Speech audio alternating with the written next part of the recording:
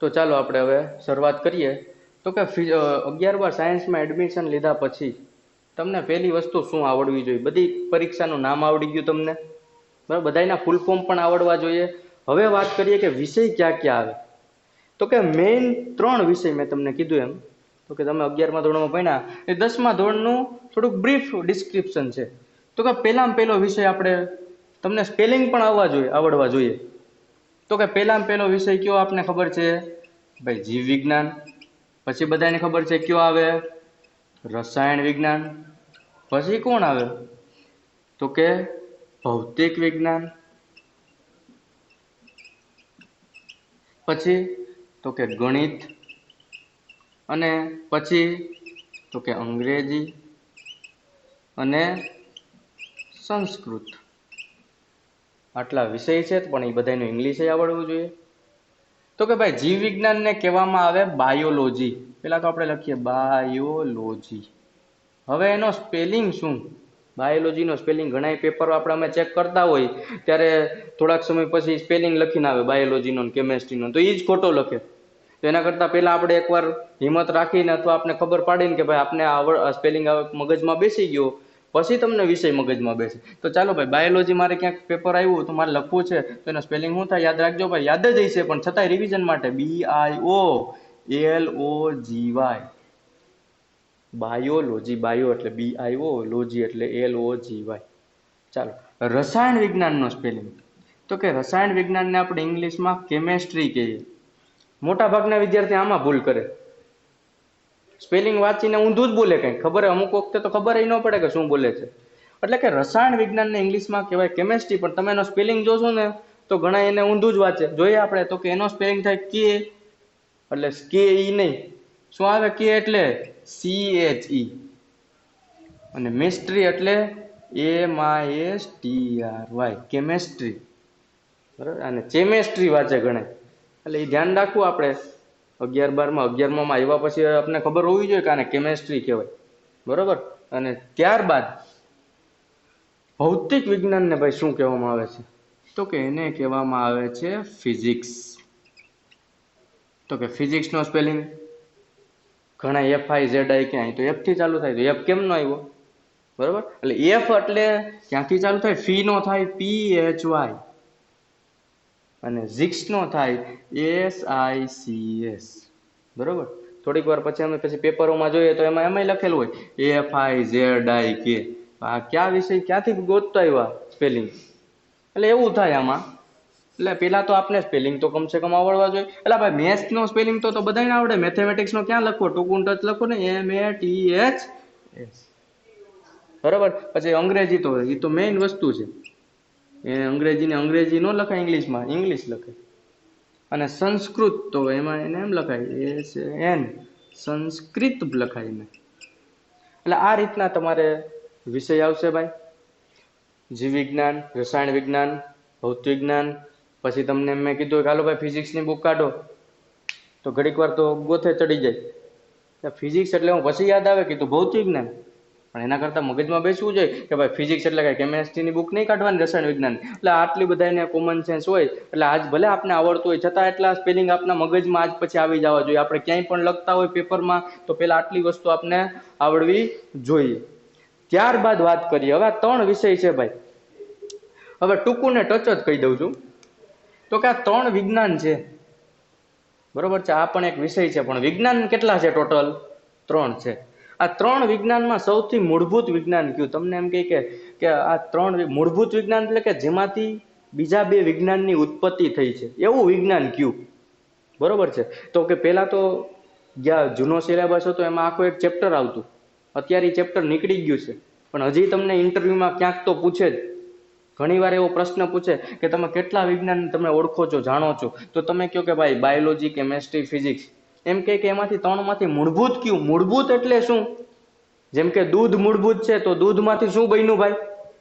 દહીં, માખણ, છાશ. આ બધી વસ્તુ બની છે. તો દહીં, માખણ, છાશ એ બધી બની કેમાંથી? દૂધમાંથી. તો એવી જ રીતના જીવ વિજ્ઞાન છે, રસાયણ વિજ્ઞાન છે, ભૌતિક વિજ્ઞાન છે, ત્રણેય છે તો વિજ્ઞાન જ કે નહીં? તો મૂળભૂત કોણ વિજ્ઞાન છે કે જેમાંથી બીજાની શું થઈ? ઉત્પત્તિ. બરોબર છે. તો હું તમને ચોખ્ખું ચટ કહી દઉં કે ભાઈ જીવ વિજ્ઞાનમાં કેનો અભ્યાસ થાય? જીવનો અભ્યાસ થાય, બાયોલોજીને લગતી બધી ક્રિયાનો અભ્યાસ થાય, શ્વસન ક્રિયા છે, પાચન ક્રિયા, બધી ક્રિયાનો અભ્યાસ થાય.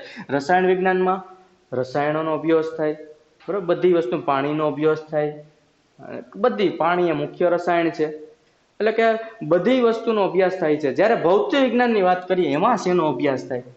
બરોબર, તો કે ભૌતિક વિજ્ઞાનની વાત કરીએ કે કોઈ પણ પદાર્થ, હું તમને હવે ચોખવટ જ કરી દઉં કે સૌથી મૂળભૂત તમને લાગતું હોય છે જીવ વિજ્ઞાન કા પછી રસાયણ વિજ્ઞાન, પણ હકીકતમાં આજ પછી યાદ રાખજો ભાઈ, સૌથી મૂળભૂત વિજ્ઞાન કયું છે? ભૌતિક વિજ્ઞાન, ફિઝિક્સ. શું કામ એ પણ કહી દઉં. તો કે એના માટે મારે એક પ્રશ્નનો જવાબ જોશે. ભાઈ પદાર્થના કેટલા સ્વરૂપ છે પેલા મને કહી દો. તો કે પદાર્થના મુખ્યત્વે 3 સ્વરૂપ છે. ક્યાં ક્યાં? ઘન છે, યાદ છે, પછી કોણ છે? પ્રવાહી, અને પછી કોણ છે? વાયુ. હજી એક ચોથું સ્વરૂપ પણ છે, કોઈને યાદ હોય તો. શું છે ભાઈ ચોથું સ્વરૂપ? પ્લાઝમા. આટલી આપને ખબર છે કે પદાર્થ કાં તો ઘન સ્વરૂપ ધરાવી શકે, કાં તો પ્રવાહી સ્વરૂપ ધરાવે, કાં તો વાયુ સ્વરૂપ ધરાવે. ને એ 3 આપણે જોયા છે, એના સિવાયનો કે પ્લાઝમા આપણે કાંઈ જોયો નથી, કારણ કે ક્યારે મળે? ખૂબ જ ઊંચા તાપમાને મળે. હવે વાત કરીએ કે તો પછી સૌથી મૂળભૂત વિજ્ઞાન ભૌતિક વિજ્ઞાન કેમ? તો કે કોઈ પણ એક ભાઈ પદાર્થ લઈ લેવામાંથી, કયો લઈ લઉં? ઘન લઈ લઉં. એના ઘનના ટુકડા કરો, કેમાં રૂપાંતર થાય? કણમાં. બરોબર છે. હવે ઘનના ટુકડા કરો તો કણમાં રૂપાંતર થાય, પ્રવાહીના ભૂકા કરો તો કણમાં રૂપાંતર થાય. પણ હજી એની અંદર જાય પેલા બધા એમ કહેતા કે કણ કણમાં ભગવાન છે, કહેતા કે નહીં? કારણ કે તઈ નાના નાની વસ્તુ શું હતી? કણ. હવે વૈજ્ઞાનિક આગળ વધ્યા ભાઈ, વિજ્ઞાન આગળ વધ્યું. હવે નાના નામની વસ્તુ કણ નથી, કણની અંદર ગયા. કણની અંદર ગયા એટલે શું મળ્યું? અણુ. પછી એમ કહેવા માંડ્યા કે અણુ અણુ ભગવાન છે. હવે આગળ વધીએ કે અણુના ટુકડા થયા ભાઈ, અને એમાં શું મળ્યું? પરમાણુ, પરમાણુ. હવે કે પરમાણુમાં, દરેક તત્વમાં ભગવાન, દરેક પરમાણુમાં. પછી હજી આગળ વધ્યું વૈજ્ઞાનિક, તો કે હજી વિજ્ઞાન આગળ વધ્યું ને પરમાણુની અંદર એક નાનો એવો ભાગની શોધ થઈ, જેને શું કહેવામાં આવ્યું છે? ન્યુક્લિયસ. અને ન્યુક્લિયસની અંદર હોય કોણ હોય ભાઈ? પ્રોટોન, ન્યુટ્રોન, ને આજુબાજુ કોણ આટા મારતું હોય? ઇલેક્ટ્રોન આટા મારતું હોય. પ્રોટોન નામ સાંભળ્યું કે નહીં? પ્રોટોન કેવો વિદ્યુત ભાર ધરાવે ભાઈ? ધન વિદ્યુત ભાર. પછી ઇલેક્ટ્રોન તો એમ જ લખીએ છીએ, બોલો ઇલેક્ટ્રોન કેવો વિદ્યુત ભાર ધરાવે? ઋણ વિદ્યુત ભાર. અને ન્યુટ્રોન છે એ કેવો છે? કે ધનય નથી ધરાવતો, ઋણય નથી ધરાવતો.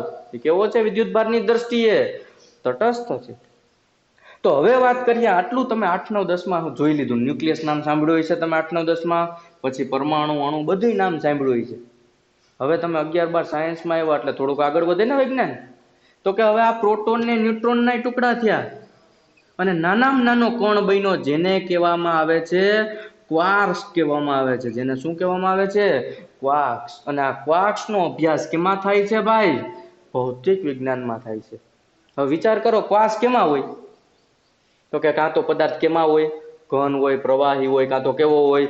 વાયુ હોય, પ્લાઝમા હોય. એટલે જીવ વિજ્ઞાનમાં બધું આવી ગયું કે નહીં? કાં તો જીવ કેવા સ્વરૂપમાં હોય? ઘન, પ્રવાહી, વાયુ. રસાયણ વિજ્ઞાનમાં પણ કેવા સ્વરૂપે હોય ભાઈ? કાં તો પ્રવાહી, કાં તો વાયુ, નાઇટ્રોજન, હાઇડ્રોજન, ઓક્સિજન. હવે બધા આમાં આવી ગયા કે નહીં? હાલો હવે વાત કરીએ કે એના ટુકડા કરો ભાઈ. ઘનના ટુકડા કરો તો અહીંથી ચાલુ થાય કે નહીં? કણથી. અને છેલ્લે કોણ મળે એમાં? પ્રવાહી. પ્રવાહીના ટુકડા કરો તો પ્રવાહીને ભૂકો થાય. પણ પ્રવાહીના શું હોય? એ એક સ્ટેપ આગળ વધીએ. પ્રવાહીના શું હોય ભાઈ? અણુ. અણુના ટુકડા કરો તો નીચે શું હોય? પરમાણુ. એની અંદર કોણ હોય? ન્યુક્લિયસ. એની અંદર કોણ હોય? Proton, neutron. આજુબાજુ કોણ હોય? ઇલેક્ટ્રોન. અને એના ટુકડા કરો એટલે ક્વાર્ક્સ તો હોય કે નહીં? અને કાં તો પદાર્થ કેવા સ્વરૂપ ધરાવે ભાઈ? વાયુના ભૂકા થાય નહીં. તો કે વાયુના પણ શું હોય? અણુ હોય. ઓક્સિજન, નાઇટ્રોજન, બરોબર ને, કાર્બન ડાયોક્સાઇડ, આ બધા એના અણુ હોય. ને અણુની અંદર પછી પતી ગયું. અને એની અંદર કોણ હોય? પરમાણુ. પરમાણુની અંદર કોણ હોય? ન્યુક્લિયસ. ન્યુક્લિયસની અંદર કોણ હોય? Proton, neutron. આજુબાજુ કોણ આટા મારતો હોય? ઇલેક્ટ્રોન. અને પ્રોટોન, ન્યુટ્રોનના ટુકડા કરો તો અંદર છેલ્લે કોણ મળે? ક્વાર્ક્સ. ના ક્વાર્ક્સનો અભ્યાસ કેમાં થાય? ભૌતિક વિજ્ઞાનમાં. એટલા માટે ભૌતિક વિજ્ઞાનને કેવું વિજ્ઞાન કહેવામાં આવે છે? મૂળભૂત વિજ્ઞાન, અથવા તો પાયાનું વિજ્ઞાન. અને હજી એક વસ્તુ પણ એને કહેવામાં આવે છે. તો કે આથી જ ભૌતિક વિજ્ઞાનને વિજ્ઞાનનો રાજા પણ કહેવામાં આવે છે. તમને એમ કોઈ પૂછે બોલો કિંગ ઓફ સાયન્સ કયો સબ્જેક્ટ છે, કિંગ ઓફ સાયન્સ, તો તમારે કહી દેવાનું કયો સબ્જેક્ટ છે ભાઈ, ફિઝિક્સ. તો કે કારણ આપો, તો કે હાર્યું કારણ. કોઈ પણ પદાર્થ હોય એના પાયામાં છેલ્લે નાનામાં નાનો કણ કયો હોય, ક્વાર્ક્સ હોય છે. હજી આપણે 12મા ધોરણમાં જ્યારે ભણશું ત્યારે થોડુંક વૈજ્ઞાનિક હજી આગળ વધી ગયું, આ ક્વાર્ક્સના ટુકડા થઈ ગયા, બરાબર. અત્યારે આપણે આટલું જ યાદ રાખવાનું કે હવે ખબર કોઈ એમ કહે કે પદાર્થનો નાનામાં નાનો કણ કયો છે, ક્વાર્ક્સ છે. હવે એમ નહીં કહેવાનું કણ કણમાં ભગવાન છે, કેમાં ભગવાન છે એમ કહેવાનું, ક્વાર્ક્સમાં. કારણ કે નાનામાં નાનો કણ કોણ છે, ક્વાર્ક્સ છે. એટલે સૌ પ્રથમ આપણે 3 વિષયમાં શરૂઆત કરી નાખી કે સૌથી મૂળભૂત વિજ્ઞાન કયું કહેવામાં આવે છે. હવે આપણે આગળ વધશું કે ભૌતિક જ્ઞાનમાં ધીરે ધીરે ગણિતની શરૂઆત થાય છે, કેટલા પદ આવશે એની પણ આપણે ચર્ચા કરીએ. તો એ આપણે આવતા લેક્ચરથી શરૂઆત કરશું. એટલે આ વિડીયો તમે ખાલી એકવાર જોઈ લેજો વ્યવસ્થિત, ને જેમ આપણે આગળ વધતા જાય એમ એક બુક બનાવતા જાજો. એટલે તમને 11મા ધોરણમાં ક્યાંય તમને ગણિત વિષય અથવા ગાણિતિક વસ્તુ કાંઈ પણ આવે એ તમને ફિઝિક્સમાં નડે નહીં. ફિઝિક્સ તમારા માટે કેવું થઈ જાય, ભૌતિક જ્ઞાન એકદમ સહેલું થઈ જાય, અને બાકીના બીજા વિષયમાં તમે વધારે ધ્યાન દઈ શકો. આટલું આપણે રાખીએ છીએ.